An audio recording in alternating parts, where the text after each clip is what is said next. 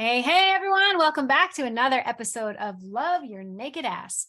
I'm Kimberly, your host, and today I am thrilled to bring you a very special guest.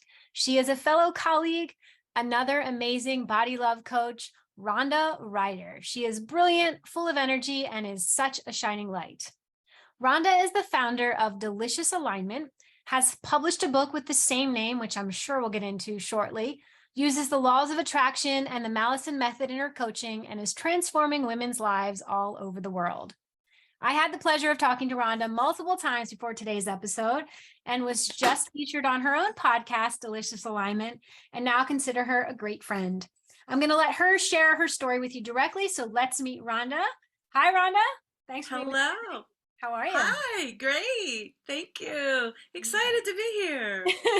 Nice. I'm excited to have you. The roles are reversed today, so I'm going to come at you. I'm ready for it.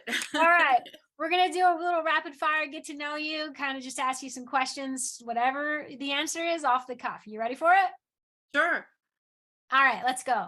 Are you a coffee or tea drinker or both? That's a tough one. That's a tough one. Recently kind of gave up coffee. So Okay. right now I will say coffee drinker. I still love coffee much more. Yeah. Okay. I love it too. I've tried all the mushroom coffees and all the herbal things. And you know what it is for me is the smell. I don't need the caffeine. I just really like the ritual of the morning routine for me. Right? Totally. Milk or dark chocolate? And these questions are so hard, Kimberly. My goodness. I didn't know you were going to stump me right at the start. Let's see. I don't know. Okay, milk chocolate. Okay. Any particular brand that you absolutely love? Always looking for new ones.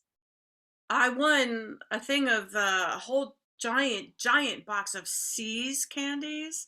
Okay, yeah. Wow, they were I've good. had them. They were good. But I do like the 75% cacao and all of that. Yeah. I'm really getting used to all of that. I like that better. Nice. Yeah, I'm a dark chocolate woman myself, and I like to have it.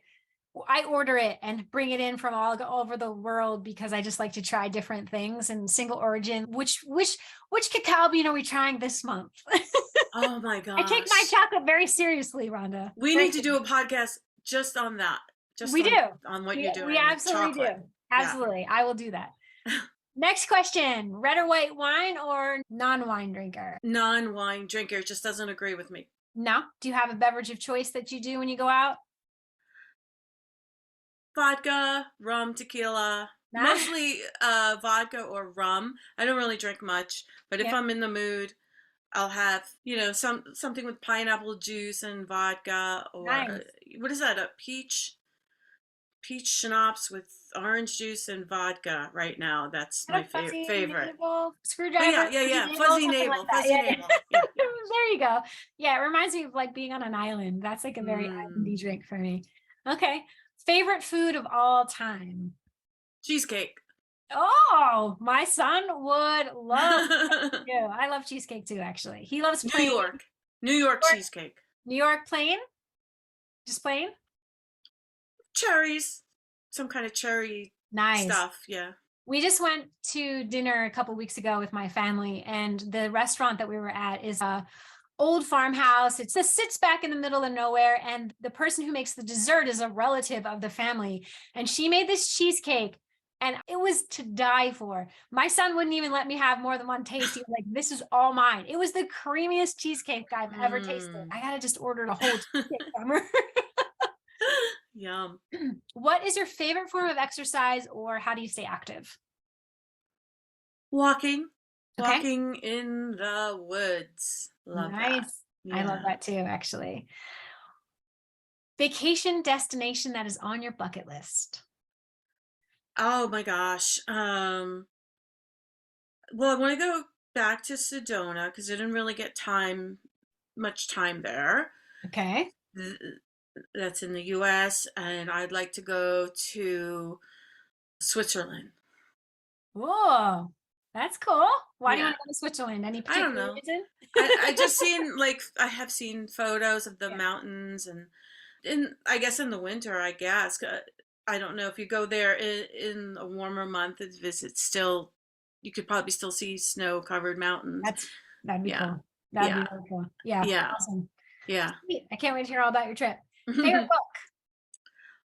Well, I would have to say Money and the Law of Attraction by Abraham-Hicks, even though it is a lot about health and even body and feeling good about your body, losing weight if that's something you're interested in, but it's really about all of it. So I that book has made the most impact on me, I think.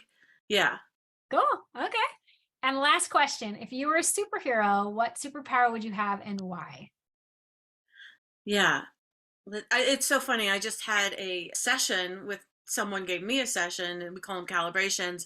And in it, I imagined that I was Superman. There you go. So, and my arm, for some reason, my arms were like really getting big and tone. So I was tapping into the emotion of strength. So I would say Superman, because I like feeling strong, and I like how toned my arms were. Love it. Love it. My son's middle name is Steele. So we always said to him, if you become, he wants to become an Olympic track and field star, right? So I said, if you make it to the Olympics, we're going to get you a shirt that has S on it and a Superman so you can like rip it open when you come out. Yeah. Yeah. Oh, that's awesome. I Yeah. love it. All right. Yeah. Let's get into it. Let's dig in. So, Rhonda, why don't we start with you telling us your story and kind of what led to Delicious Alignment and really your beginning journey with your own relationship to your body and food? Okay. All right. Well, starting with my own relationship with my body and food, Mhm. it was pretty screwed up, I guess. I mean, I was like, when I interviewed you, you said you were pretty normal, healthy teenager, just no real things going on there about your food and your relationship to yourself and your body. Uh-huh. And that was sort of me until, um, I don't know, 14, 15, when I got a boyfriend. For Mm. some reason, I'm not saying it was because I got a boyfriend, but all of a sudden I started to gain a lot of weight. I'm not sure, just started to become really active at a very young age. And, I was always happy, with my body, but actually, as I'm saying that, no, no, that's not true. I was already thinking about dieting. Oh, I need to diet. I need to lose weight. I was thin. I need to lose weight. I need to lose weight. I already had started dieting. Yeah, that's Okay. true. That's true. But for some reason, when I met my boyfriend, and I don't know if that has anything to do with it, but in high school, Mhm. and I'm packing on the weight, just Mm. packing on a lot of weight. So I don't know why. I don't know why, really. And then just kind of really gained a lot of weight in a very short amount of time. And I started to become depressed about it. I started to, what I call, become a sneaky eater. I mean, I wouldn't eat like crazy amounts of food in front of anybody, but I started to binge like large amounts of food in secret. So that just kind of kept getting worse for my whole life, really, and going into early 20s, my whole 20s, my 30s, and my 40s, my 50s now. So that was just a vicious cycle of dieting and losing Right? weight, exercising like crazy, gaining 30 pounds, going back, losing weight, gaining weight, oh, getting thin. Everybody gives you so much attention. Oh my Um, God. Now you're yeah. like a celebrity because everyone's, Rhonda, you look so good. Then gaining a lot of weight, and then crickets, right? Nobody says, oh, you look so great anymore. So you were in this vicious cycle then from the time you were 14 it started, you said? Yeah, maybe even a little earlier, that I started thinking about dieting. Like, Okay. just remember writing in my journals, like, I need to start, what diets can I go on? Even like, I grew up in Queens. There were a lot of things accessible to us. I remember taking amphetamines to lose weight because you Yeah. didn't want to eat when you were on those and you just wanted to, clean the house or, run a Yeah. marathon or something. Right. Yes. So that was, whatever I could do was started, like you could see how the obsession was starting to build then, that I need to look better. I'm not okay the way I was. And my God, I was gorgeous. I was so skinny. And I was like, So well, no one said anything to you. This was more of you saw yourself differently as you were getting older and you were thinking that you had to diet. yeah, I think it was the environment. Yeah. Okay, so when I was thin, I got this idea in my head that I needed to lose some weight. Yeah. And so started to go on diets. But once I started to go on diets, then I was restricting. Yeah. And then I believe, in my opinion, the dieting then causes the dysfunctional relationship with food. Absolutely. Yeah. Absolutely. Well, when you start eliminating food groups and you start restricting calories and you start looking at food as good and bad and you start labeling things, how can you not have a messed up relationship, right? Yeah. It does absolutely stem from that. Even in my case, I mean, I Yeah. started differently, but the situation in terms of looking at food good and bad and restricting, I mean, it's the same thing, right? It's just, Yeah. it's, Yeah. It's not, you're not listening to your body anymore. You're no, cutting yourself off from listening to your body. Listening to your hunger. yeah, You're starting to be afraid of hunger. And I was talking about this the other day. I was afraid of being hungry as I got older. Probably stems back from then when I started dieting and, oh, I'm hungry.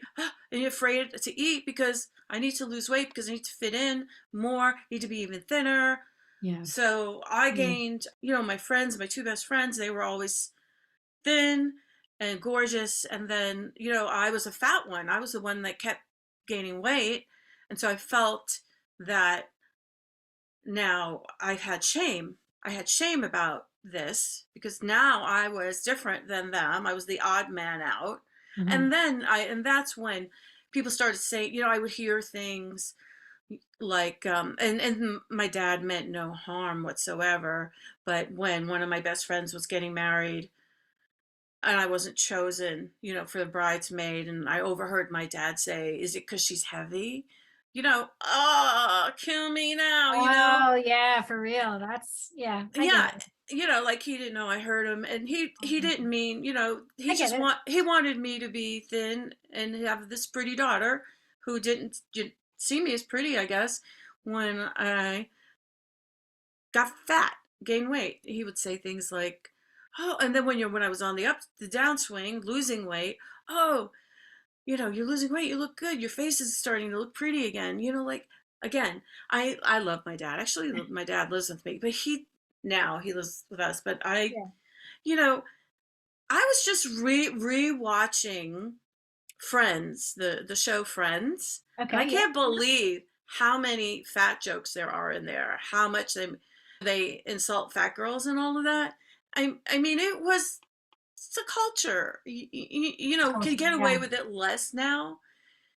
You still can do it, but I mean, I wouldn't do it, but it's still happening, but so much and so much less that it's not politically correct to insult fat people or I think anyone what who's you're overweight. right. You're absolutely right. But what hasn't changed is the culture. That idea is still there. That idea that we are supposed to look like this person with these color eyes and this is the perfect specimen of a woman. That's still around. It's not politically correct to talk about it out loud or to comment on anybody anymore. But the fact is that there's many ads and commercials and movie, like you see it, you I absolutely see see it, it. but it is. I It's mean, more subtle. it is slightly changing in the fact that you have more plus size models. You have Yes, people of different size and different shapes being celebrated. which is Big name fantastic. brands are Yes, selling the clothes. You can buy fashionable clothes now at different sizes. And I love what celebrities like Lizzo is yeah, doing. I follow her on Instagram and she's showing the cellulite and all. She's like, in your face. And like, because we are not Yeah, right? used to seeing any of that. It's We are about used, damn yeah. time is what I say to that. It's Yeah. about time, seriously. I mean, I think I remember researching this a while back, and the statistic was that the ideal version of diets and society's version of what the ideal woman should look like, less than 5% of us actually match that demo. Less than 5% of the population. So it's about time we get with the times because it's not natural. And in fact, Yeah. if you look at, remember the Dove commercials back in the day, when you look at the models who are actually in the spotlight, they don't even recognize themselves in pictures because they're so doctored. Yeah, and they did a whole campaign with different size women, which Yeah.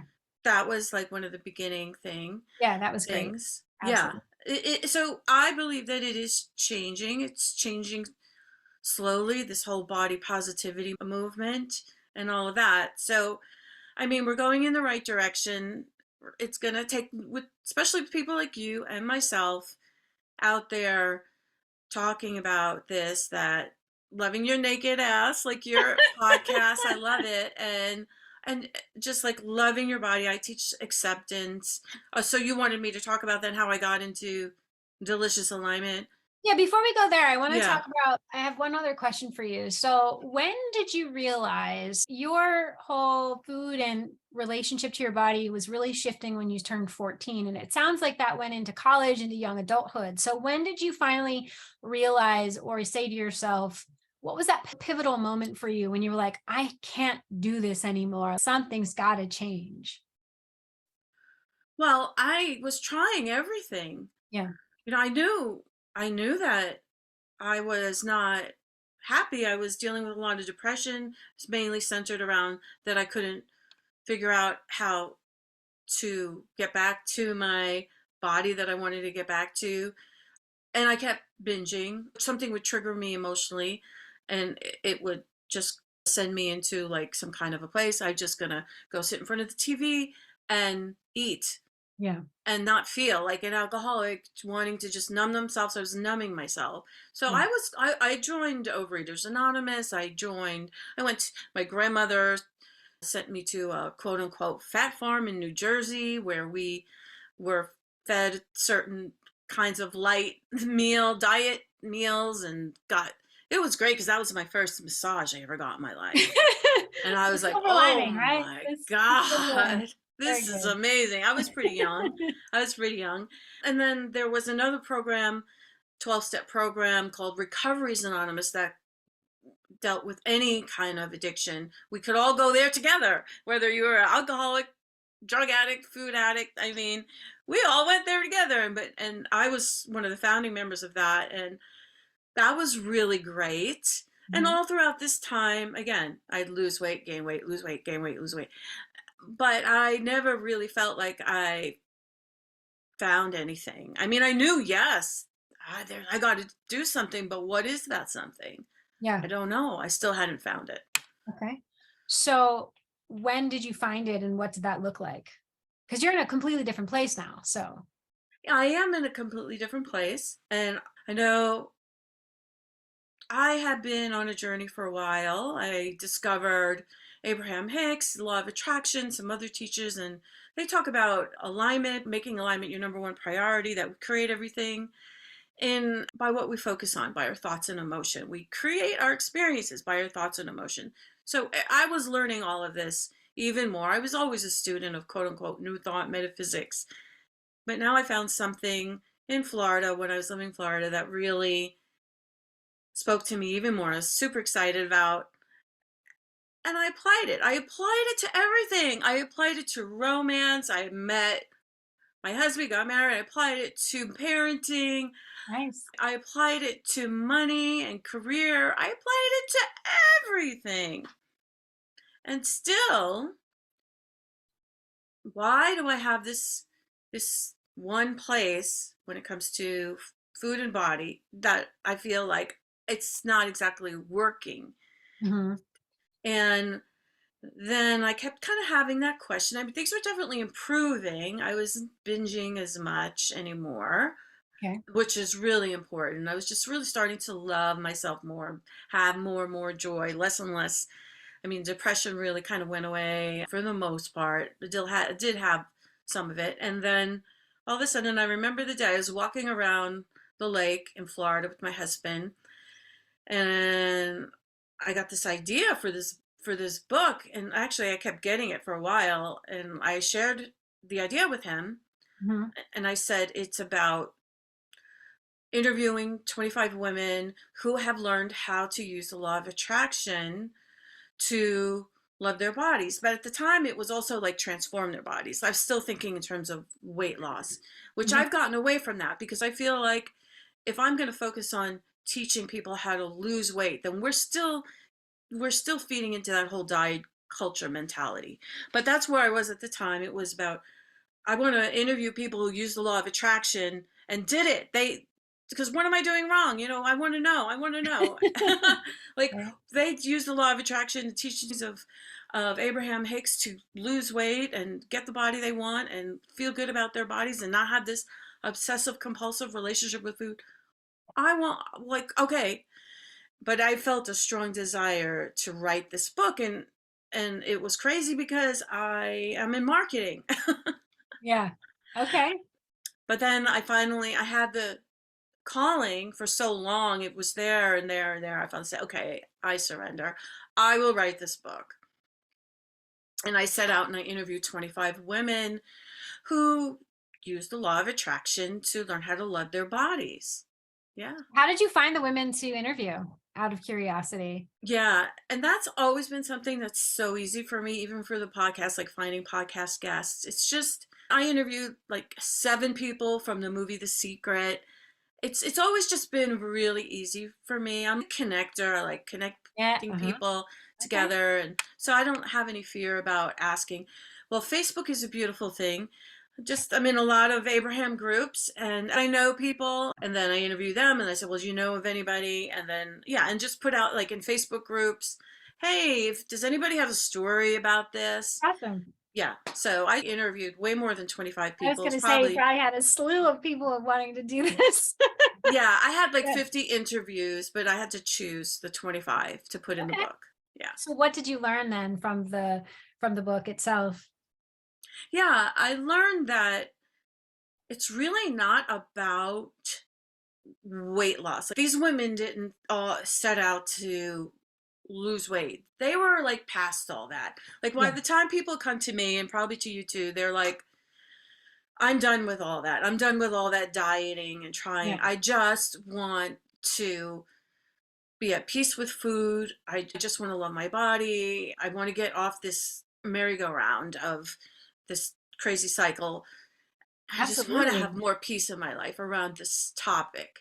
And peace in their life around everything. I feel like when you don't Hmm. have peace around your food and your body, you've worked with them. It affects everything else. It really does.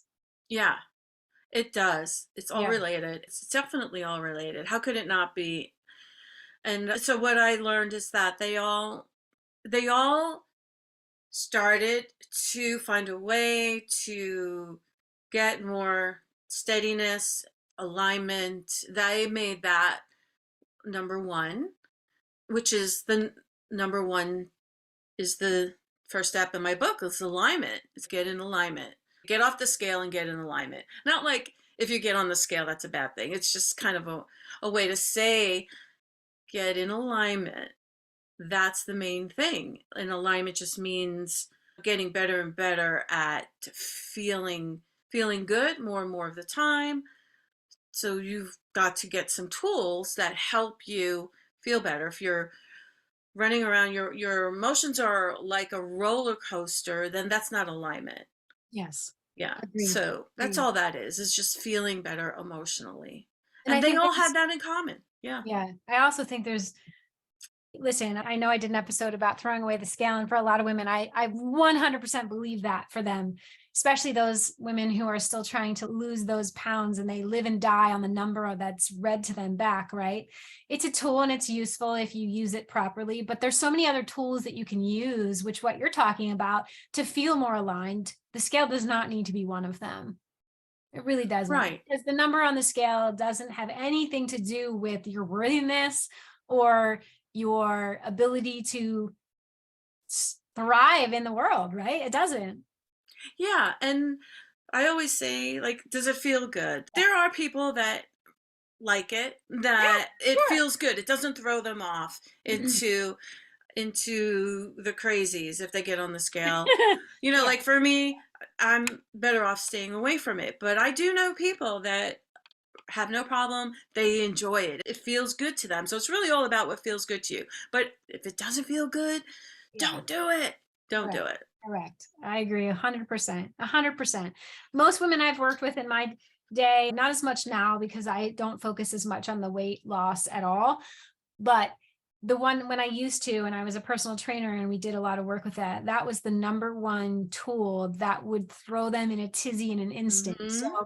it would either turn them to starvation and they would start over exercising, under eating, or they would be binging in private because they were like, well, screw it. The numbers says this and I can't move it. So whatever. Right.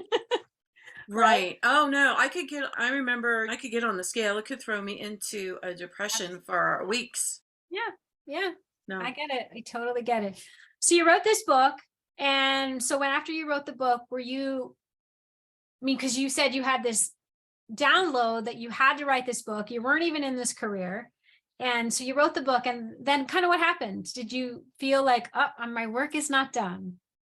Right? Yeah, exactly, exactly. It turned into this whole business. And through this whole process, I mean, I did release 30 pounds. And I would say more importantly, I really started to love myself and accept my body, you know, So was there something yeah. that you did, Rhonda, that because I hear this a lot. Once people are in alignment and they start to have different thought processes around certain topics, that weight is an effortless release. It happens more naturally. You don't even think about it. You're dropping. And we all have set points. So sometimes that's supposed to happen. You know, sometimes we feel better when we weigh less, and that's okay. I don't want anyone to hear this and think, oh, I shouldn't lose weight. That's not what we're talking about at all. It's a matter of where do you feel most comfortable and where do you feel at your best, right? Hmm. And for some, when they start to learn some of these techniques, which I kind of want you to go through some of them, the natural after effect is natural weight loss, which, hey, if you don't have to think about it and you can eat and you don't have to give up your whole world and you don't have to give up things that you love and still feel better in your skin, then that's a huge win, right? Yeah, absolutely. And it's an evolution, it's an unfolding. Yeah. Where I was 3 years ago when I wrote the book is different from where I am today. Like where I was then was I was just happy not to be binging. Yeah. I was just happy to be exercising more and moving my body because I really love to move my body. Yeah. I was just happy to not be so obsessive about food anymore, not to beat myself up. The voice, we're talking about the voice, the critical voice, not have that voice be so loud. I was so happy to have that, know what to do with that voice now when it started to say, oh, you just ate that.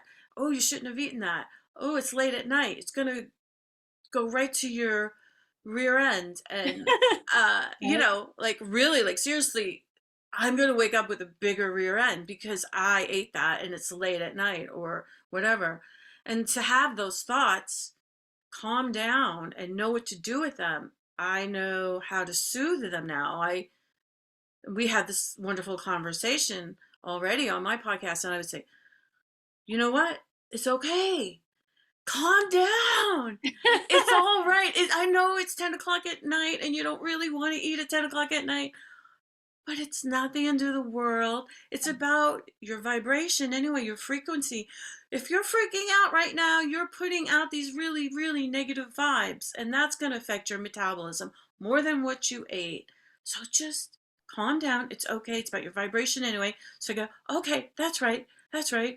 So then what can I do now to help me feel better emotionally? And most of the times it would be distract, distract, distract. okay, I'm going to go watch a comedy show. I'm going to go, probably not sleep, because my mind's doing that. It would just do that if I was laying in the bed. It would just, Yeah. it's like, just for me, it's like distract, soothe the thought, distract, go do something else that would It's my take you. self-nourishment menu you are practicing. You just didn't call it Yeah. that. Yeah. Oh, yeah. Your self-nourishment menu. I was doing something out of Yeah. Kimberly's self-nourishment menu. Yeah, there you go. Yeah. So talk to me a little bit about this vibration that you were speaking of, because I don't know if everyone follows Abraham-Hicks or the laws of attraction or understands what that means. And so what would you say to someone who says to you, okay, Rhonda, I hear what you're saying, but how do I change my vibrational frequency? If I'm freaking out, how do I shift that? What could I do to shift that? Yeah. Great question. And I call it a bunch of tools or techniques in your toolbox. So it's really developing that toolbox, and what are the tools that are inside there? What are the techniques that you can pull out? Because not every tool is going to work for every situation. Right. So say you're in a low vibration, which could be anger, frustration, hopelessness, shame, despair. That's a lower vibration. The higher vibrations are joy, appreciation. Appreciation is, if you can get to appreciation, you're really on a higher vibration. And these are all just descriptions of different emotions. That's all they Sure. are. And then they connect with a certain frequency. We're energy, we're electrical, and you are a radio. If you look at it like that, kind of a metaphor, and you're constantly sending out a signal or a frequency. So if your frequency is down here at, say, a very low frequency, at shame's very, very low on the frequency level, if you're down there, then you're going to be attracting other people and situations that are in that vicinity. So then you'll get somebody coming in and wanting to complain, blah, blah, blah, blah, blah, blah, blah, and then you're getting maybe this, why did I attract this situation over here? Why is my boss yelling at me? So it's so funny when as you raise your vibration, you start to attract other things that are in the same level, same frequency. Like you're in tuning to a radio, you can't really tune into a radio station unless you're near that frequency. So it's really important, because not only do you feel crappy if you're at a lower vibration, you're also attracting other crappy things that are lining up with that vibration. Right. And you tend to attract the people that are vibrating the same way that you are, which means that's going to feel even deeper and denser. And you're all going to be vibrating on that lower end of the emotional scale. And that never feels good, right? No, it doesn't feel good. It doesn't feel good. And you may even be vibing really high, and this happens all the time. You're vibing really high, and we go, oh my gosh, how did I attract that? I was vibing really high. You don't have to understand it 100%, but if you start paying attention, you'll start to see how things get into your realm of experience, even if it doesn't make sense at that moment, but there is a common theme. And it doesn't always feel good. Oh, well, how did I create that bad experience? Or it doesn't matter. We don't have to analyze it. Just know that the higher your vibration is, the more practice you are with that, the more good stuff you're going to attract. And then you can attract other good feeling thoughts about your body, like the voice. I talk about that all the time, because the critical voice will say things, right? Oh, you ate that, you shouldn't have done that. And most thing I find with people is they're always criticizing their food choices. And when you can start to tweak that and say, soothe yourself, like parent yourself, be a nice parent to yourself. How would you parent someone if it was, and then eventually now you're attracting, imagine this, and I have no idea how this stuff works, but imagine this, you're thinking these better feeling thoughts, and then you start to attract these other thoughts that are floating out around in the universe these other high vibing thoughts. So the more you think these nice thoughts about yourself, the more that grows and builds momentum. Yeah. So Yeah. it's like it builds up all this extra power for you to feel good about yourself. Absolutely. Absolutely. There was a piece that you said where you hear that voice. And one thing that I always say to people is it's okay to question your own thoughts and ask yourself this before you even try to dig in. If you ask yourself, would I actually speak to someone I love like that? Because you wouldn't. How you talk to yourself, you would never in a million years say that to your son, your daughter, your husband, your wife, your best friend. You would not. So you have to start to think about that for a second. Go, okay, so if I want to, in your case, the way you're talking about it, if I want to be on a higher frequency and I want to vibe in a more positive state, then maybe I should start to question how I actually talk to myself because I'm not even remotely trying to vibe nicely with myself. Yes, exactly.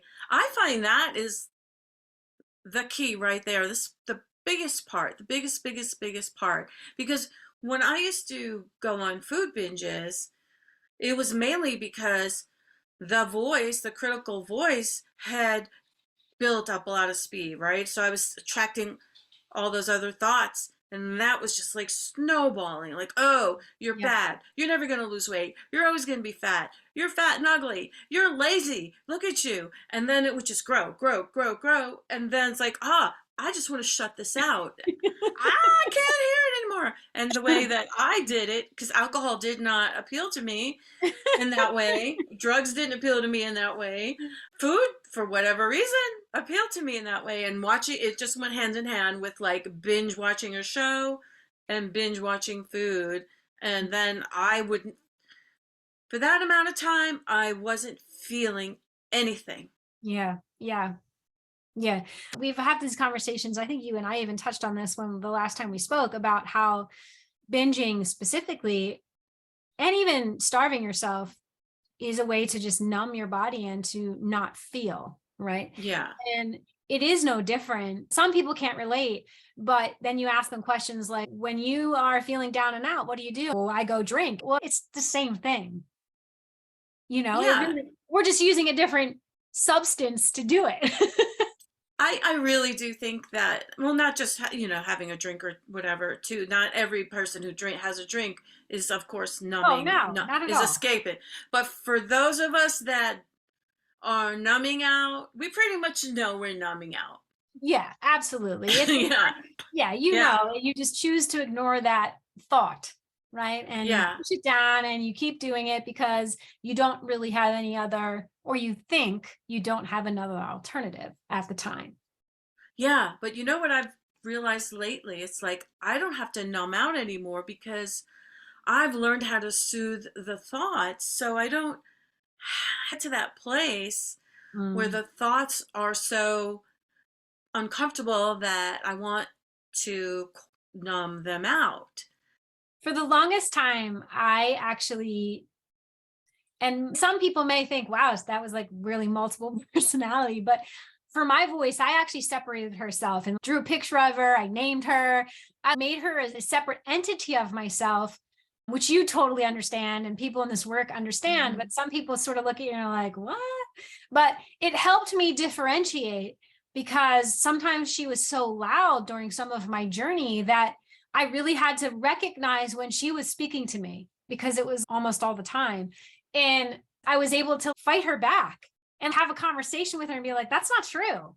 And so like my husband would say I'm a fantastic arguer. Right? And to this day, he would still say that about me, but I like to debate, right? I love Mhm. to debate. So I would literally have debates with who I called my inner bitch.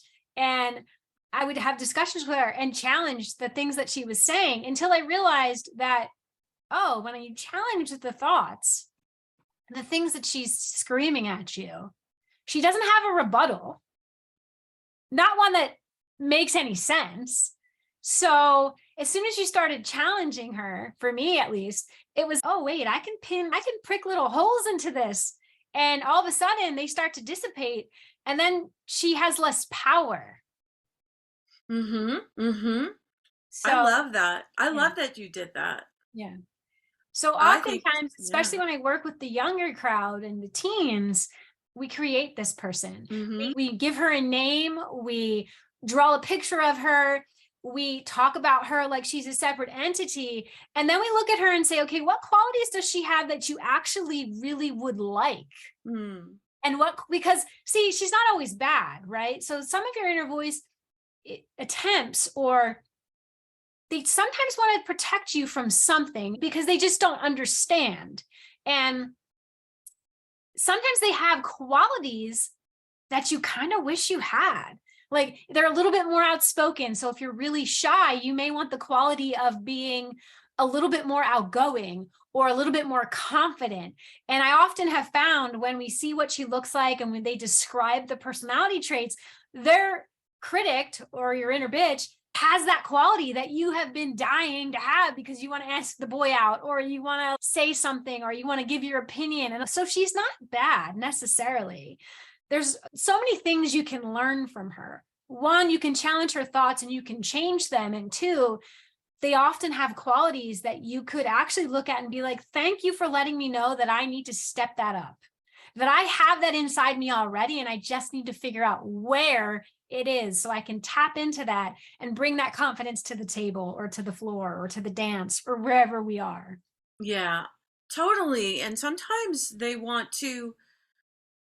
they're just trying to protect you from Correct. danger. Like we talked about, rape and sexual molestation. That voice could be like, you need to keep eating. I want to keep you safe Yes. from, you know, Correct. the more we cover up your shape, somehow the mind has thought, oh, I'm going to be safer if I gain a lot of weight. Because no one So will look at me or want to come yeah. near me. Correct. And then So then, yeah. the flip side's the same. Like in my case, it was if I get smaller, I disappear, which means no one will see me. Right. Yeah, yeah, and that for me, I think, and not that I was sexually molested, but for some reason, I thought that was going to be safer, Yeah. protect me from men, because for some reason I would look. They're always looking at you, right? They're always, oh, you're cute. And I don't know. Yeah. When I was like 15, 14, I'm walking down the street in New York City and just going, I need to get home and be safe, So this voice wants to be soothed.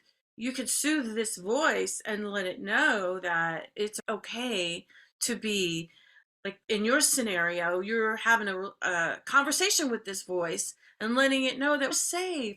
Yeah. It's okay. Like, it's okay if we're size, whatever, 12, Mm-hmm. 5, whatever it is you want to be. It's okay. Mm-hmm. And so that is a beautiful thing, to develop that relationship with that voice. And I even remember a story which is sort of different, off topic a little bit, but when I had my first law of attraction coach, and she called herself a law of attraction weight loss coach, and I would talk to her once a week.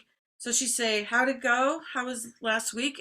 Oh, not very good. I ate a bunch of bread pudding, and it wasn't even my bread pudding. I ate somebody else's bread pudding, and now when they go to get their bread pudding, it's all gone, and I feel I don't know, I don't feel so great. And she says, so what? Was it good? And I thought, what? Yeah, it was good. I mean, it was yummy. Uh-huh. And then the next week, the same thing. How'd it go? Well, I ate this, and so I still focused on the food. And then she would say, so, was it good?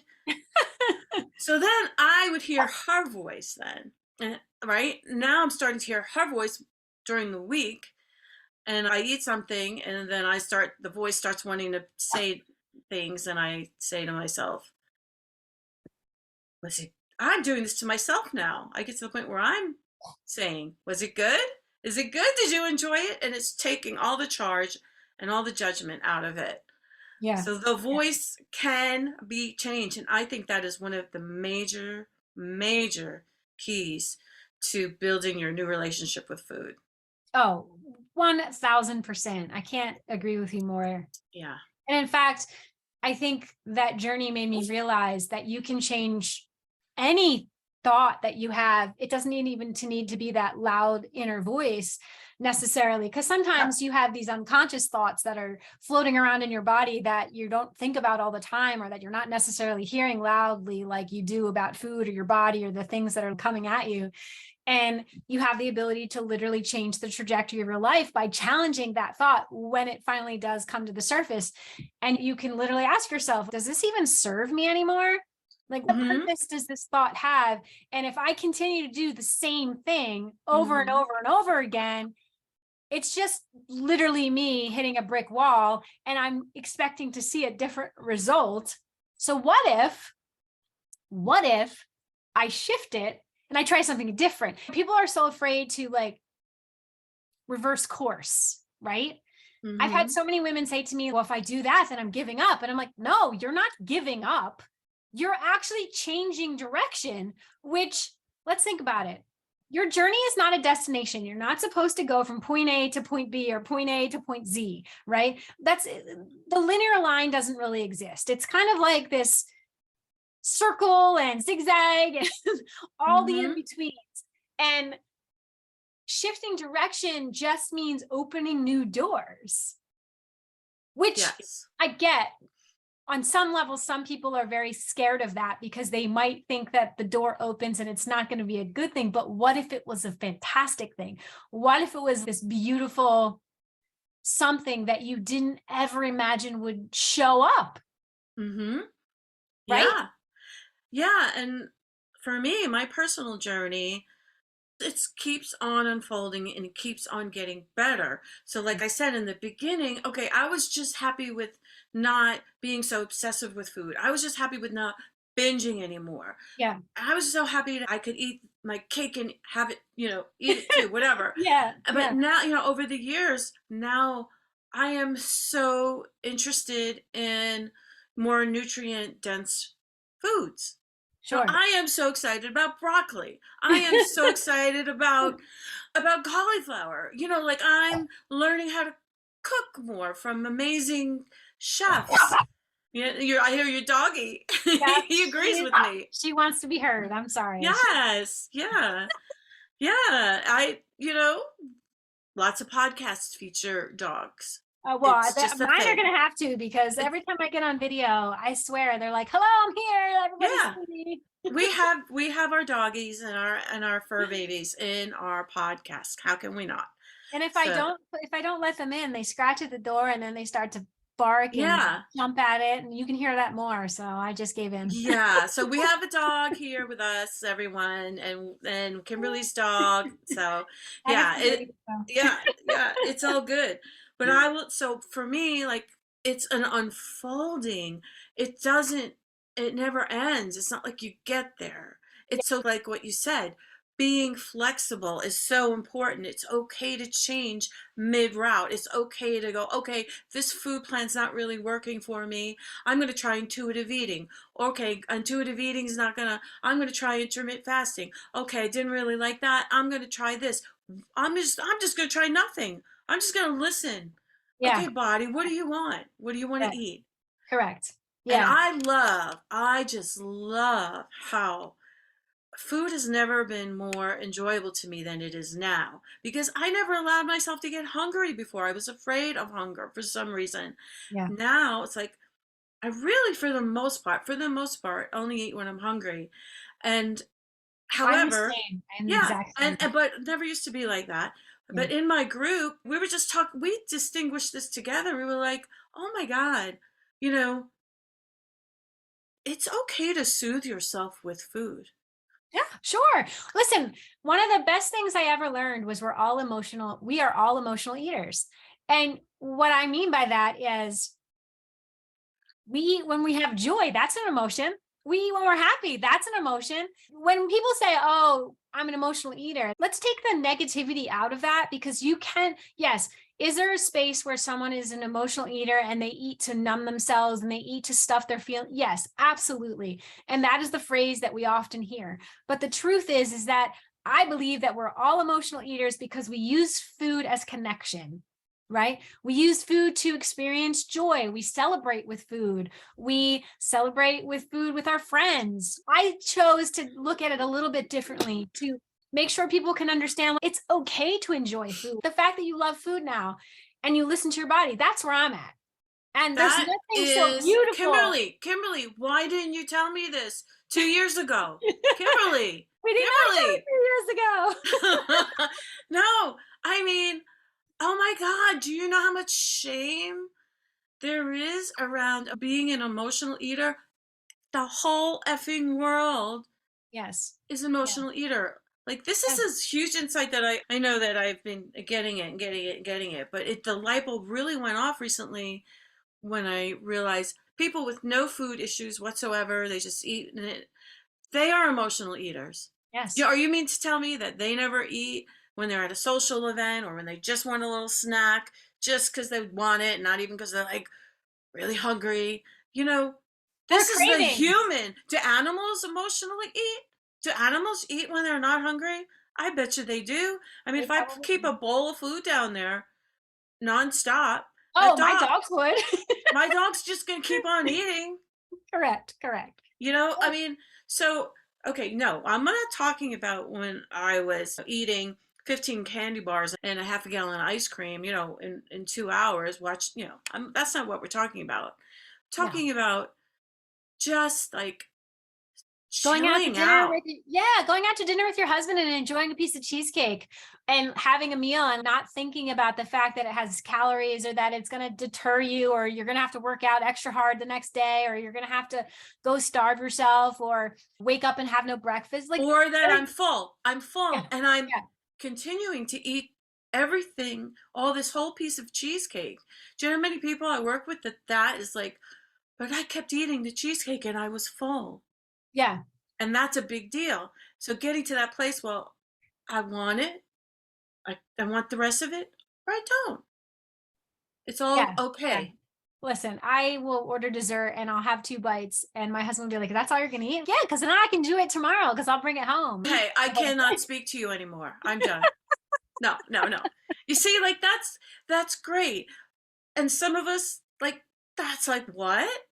But that didn't happen overnight, though. Right, And right. you know this. You know my Yeah, story. So yeah, that didn't happen exactly. overnight. In fact, I wouldn't even have the cheesecake because I would look at it and want it and not eat it because I was worried and thinking about, well, that's probably 800 calories. And that means I would have to do da da da da and I would have to work out extra hard and I'd have to cut out this. So now looking at something like that and ordering it and just purely taking a couple bites until I'm satisfied. And let me be clear, have there been times when I've eaten the whole piece of cheesecake because I wanted it and because I still wanted it and I didn't feel full? Yes. Now, but before I wouldn't Yeah. even let myself eat it. You were anorexic. I mean, Yeah. yes. So it's just the other side of the coin, the other side Yeah. of the stick. Yeah. And so yeah, I totally understand. For me, a big beautiful thing is, you know, my husband says, I'm going to go get some ice cream. Do you want any?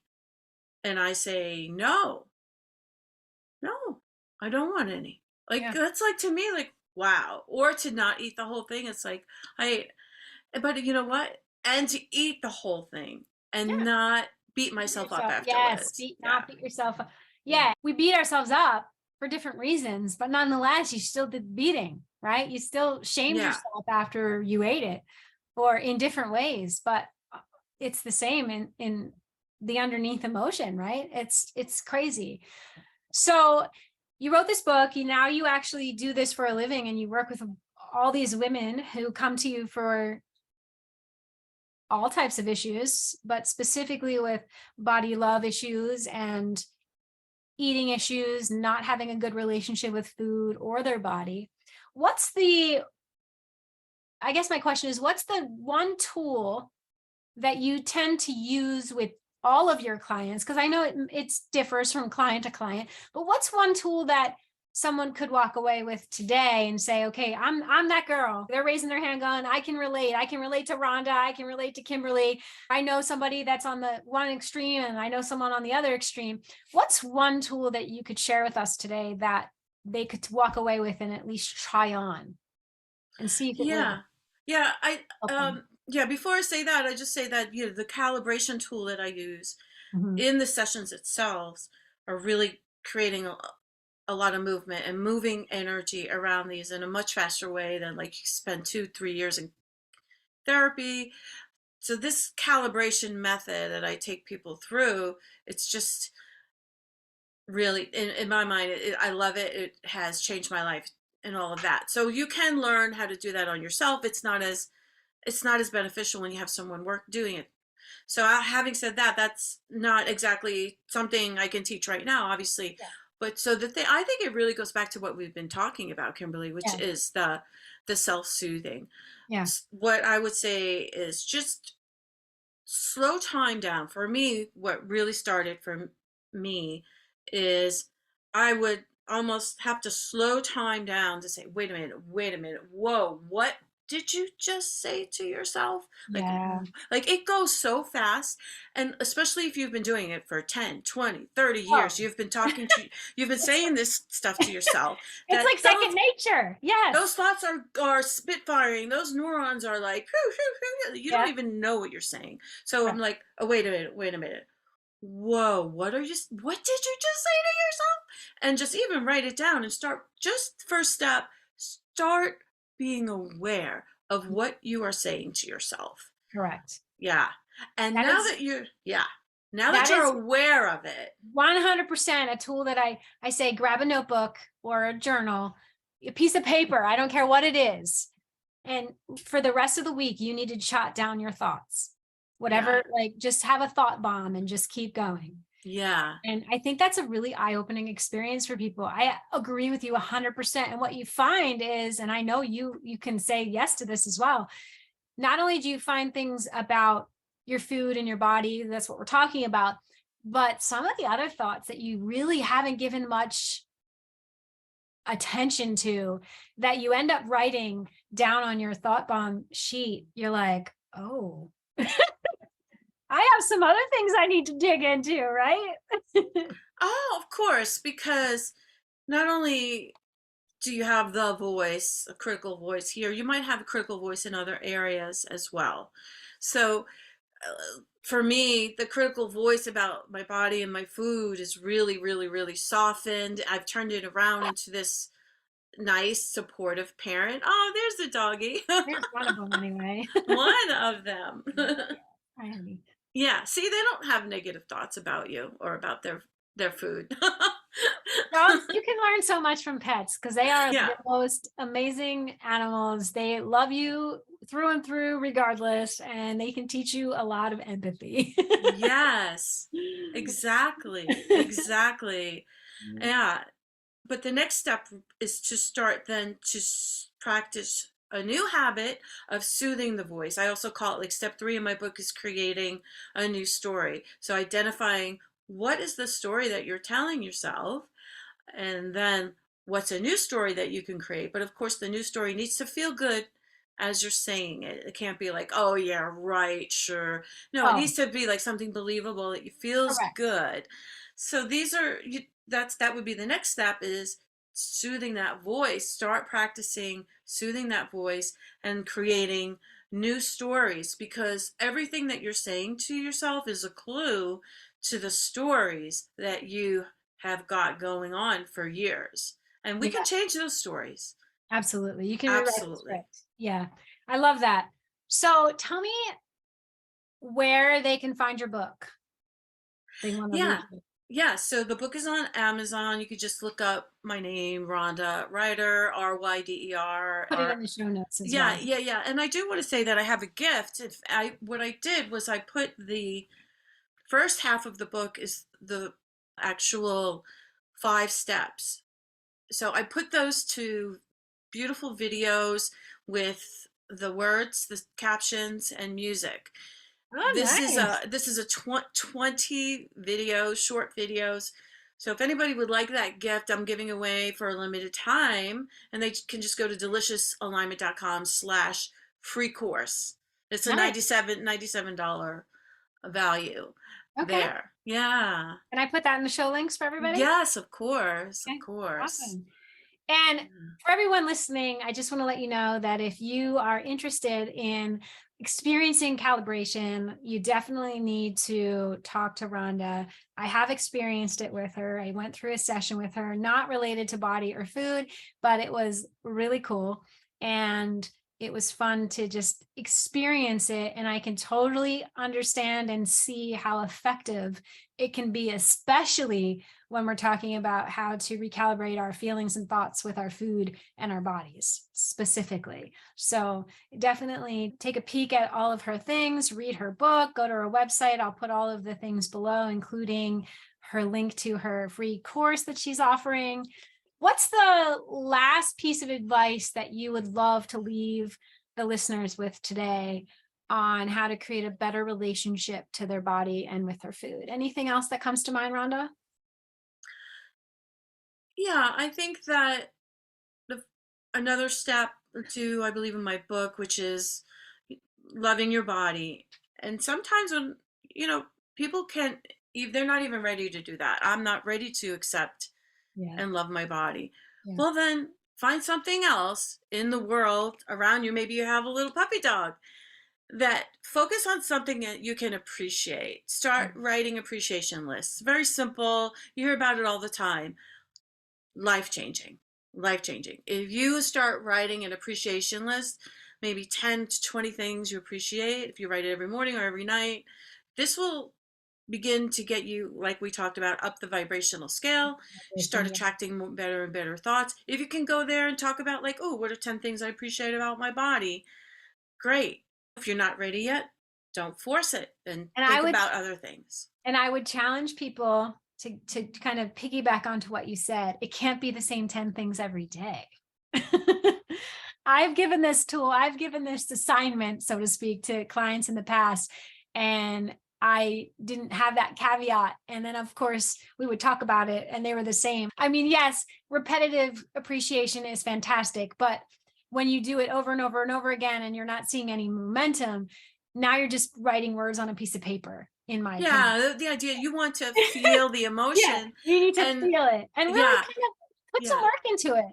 I mean, think about all of the small things. It doesn't have to be anything grandiose. It can be, I appreciate, and I can say this for real right now, coming from PA here, I appreciate the sunlight coming in the window. I mean, it's been so dreary the last several weeks with the rain and the cold, and we had very little sunshine, and I'm missing my vitamin D. So one thing that went on my appreciation list this morning was I was in love with the fact that the sun was beating down on my face this morning as I was drinking coffee. That's nice to see you again, sun. Exactly. It could be your pillow. It could be, just a tree outside. It could be anything. Yeah. And then when they're ready to start digging into the body, digging into food, having appreciation for the food you eat and why you eat it, I think is really a fun activity too when you get there, because you start to change your habits.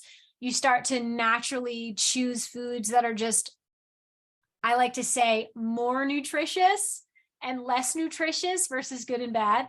And you tend to want to choose those higher density nutritious foods for your body. And then when you're choosing the less nutritious foods, they're just that much more tasty. Right.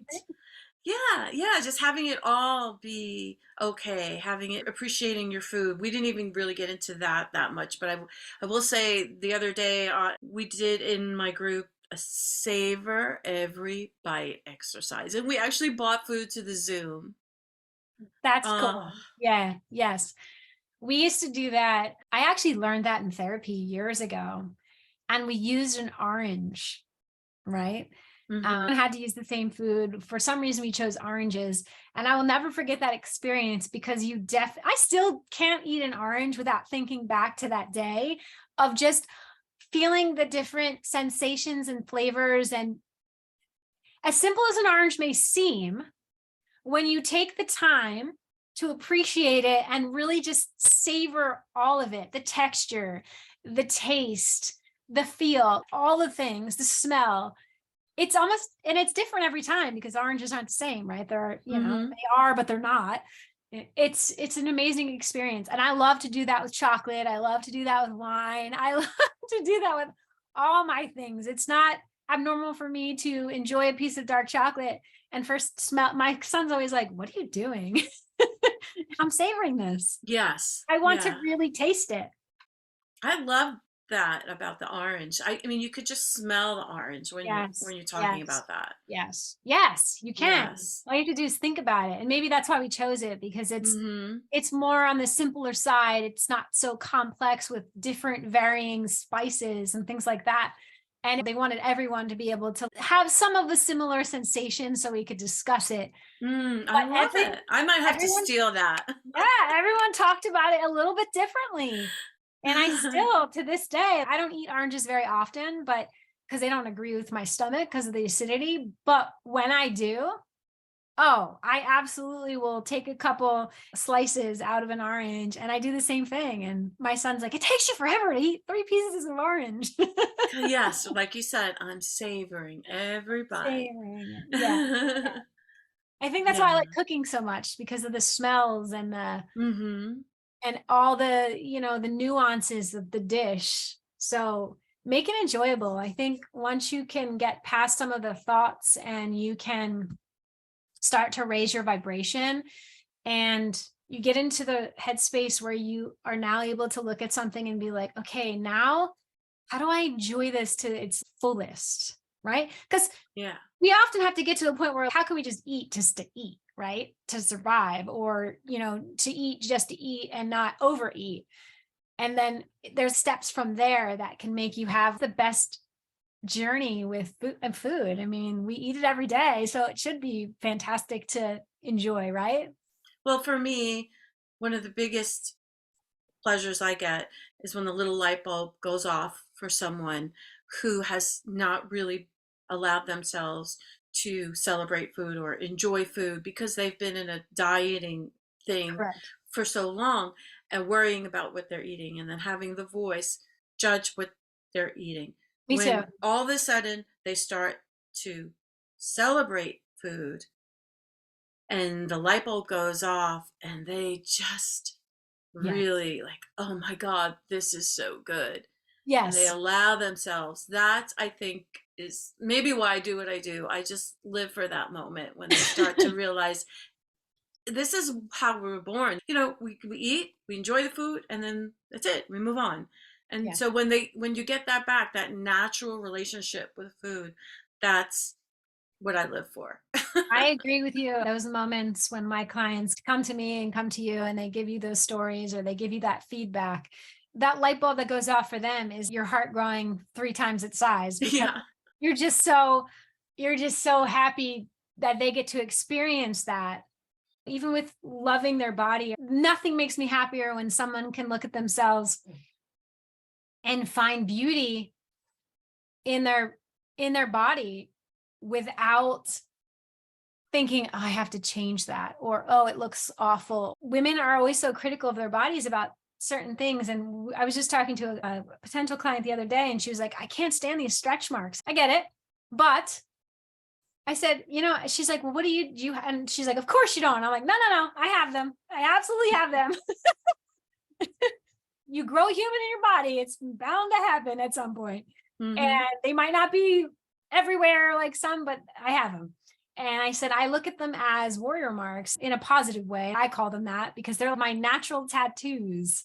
Right. Hmm. So every time I look at it, I just look at my son and it makes me smile because he lived in my body for almost 10 months. And that is my warrior symbol of giving birth to a human being. Exactly. And the miracle of women's bodies that we grow a human being in there. Yeah. That's one of the things that you can appreciate. Put on your appreciation list if that relates to you at all, or that's something that feels good when you write that on your appreciation list. But yeah, that's the thing of, just like going at your own pace with your acceptance of your body. And with that, it's just a matter of focus. Well, what can you focus on? And I know you know all this since you teach as well. It's like, what can you focus on? It's like with anything in life, with the law of attraction, what you focus on is what's going to give you your energy. Yeah. And if you focus on the flaws of perceived flaws of your body, then you're probably going to feel worse. If you focus on the things that you like about your body, even if it's, your eyelashes. I mean, find something What's the that you could saying? What you focus focus on. on grows, right? So Yes. yeah, the saying is what you focus on grows. So you're Yeah. right. Be careful what you focus on Because because I'm in a Facebook group called Body Positivity. yeah. I mean, I do not understand this. It's called Body Positivity. And all these women are showing pictures of their bodies and going, I hate this about my body, and showing a picture of it. Is That's not this? body positivity. And I'm scratching my head going, guys, this is not body positivity. I No, mean, not at all. turn your attention to, like, today she said, I'm only 23 and my boobs point down to the ground. I'm 23 years old. I said, so I just said something. I said, what do you like about your body? What is something that you like about it? Yeah. That's it. Just maybe you like your ankles. Maybe you like your, your hair.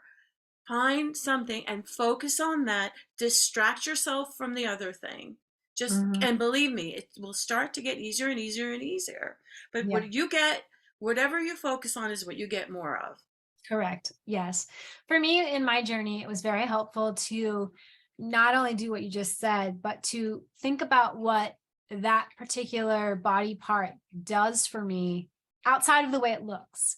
So giving it a role. What's its purpose, right? For me, that always helped because if you hate your nose, okay, you probably can't change it unless you're going to go get some surgery, which who wants to do that?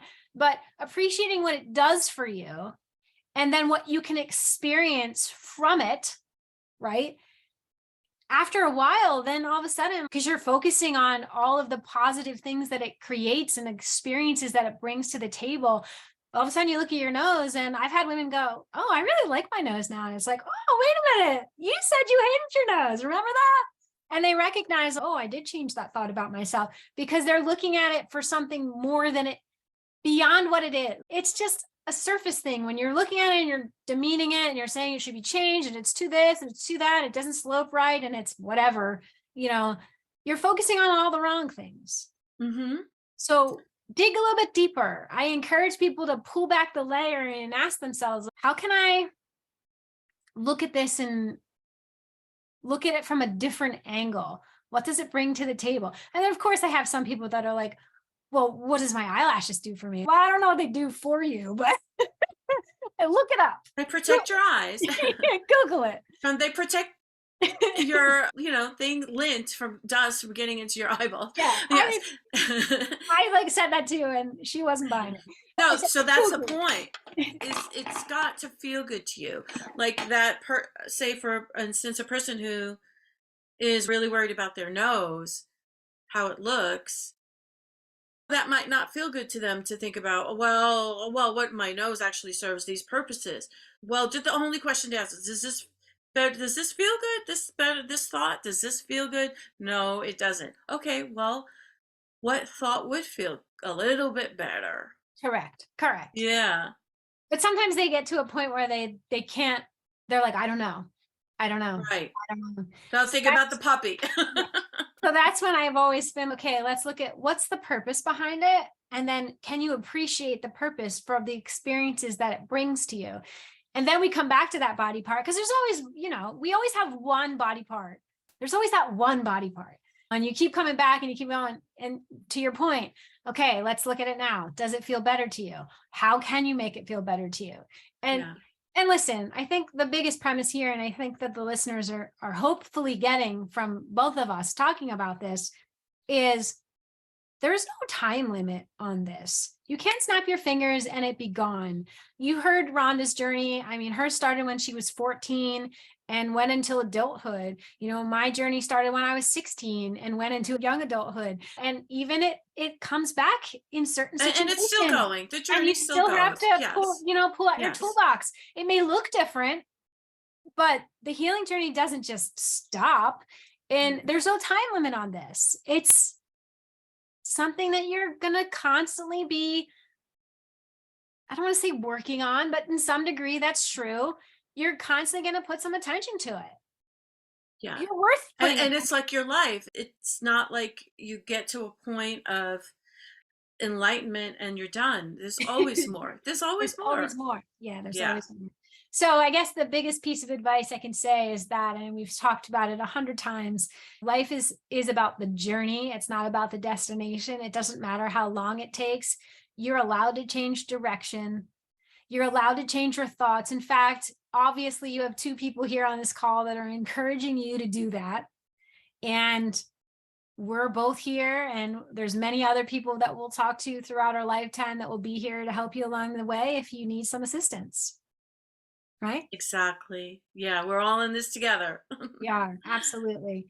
All right. So I will put all the details about you, Rhonda, in the show notes. I'll do some link outs, put a link to your book, to your podcast, which I have to jump on and listen to that second episode. Thank you so much for being here with me. It's been an absolute pleasure talking to you. You and I have become fast friends. I love and admire what you do. And I'm sure that our paths will keep crossing as we go out there changing the world one woman at a time, right? Right. And like I told you before, I'm a big fan of you. Thank you so much. I Yeah. appreciate it. All right. So everyone, that's it for today's episode. We will connect again. Have a great day and we'll talk soon.